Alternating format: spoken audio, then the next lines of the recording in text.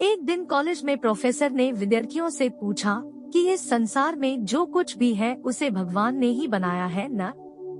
सभी ने कहा, हाँ भगवान ने ही बनाया है। प्रोफेसर ने कहा कि इसका अर्थ ये हुआ कि बुराई भी भगवान की बनाई हुई वस्तु ही है।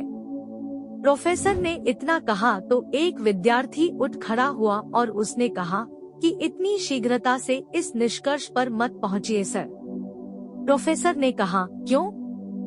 अभी तो सबने कहा है कि सब कुछ भगवान का ही बनाया हुआ है, फिर तुम ऐसा क्यों कह रहे हो?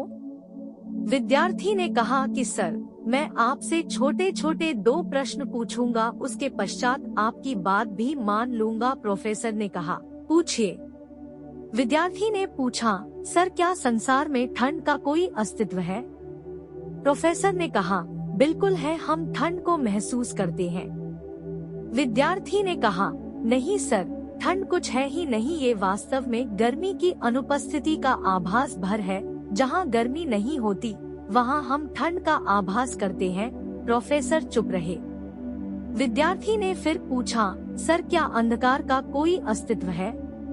प्रोफेसर ने कहा, बिल्कुल है, रात को अंधकार होता है। विद्यार्थी ने कहा, नहीं सर, अंधेरा कुछ होता ही नहीं, ये तो जहाँ रोशनी नहीं होती वहाँ अंधेरा होता है। प्रोफेसर ने कहा, तुम अपनी बात आगे बढ़ाओ। विद्यार्थी ने फिर कहा, सर आप हमें केवल लाइट एंड हीट, प्रकाश और ताप ही पढ़ाते हैं, आप हमें कभी डार्क एंड कोल्ड, अंधेरा और ठंड नहीं पढ़ाते। फिजिक्स में ऐसा कोई विषय है ही नहीं सर। ठीक इसी तरह परमात्मा ने केवल अच्छा बनाया है। अब जहाँ अच्छा नहीं होता वहाँ हमें बुराई दिखाई पड़ती है, पर बुराई को ईश्वर ने नहीं बनाया, ये केवल अच्छाई की अनुपस्थिति भर है। शिक्षा।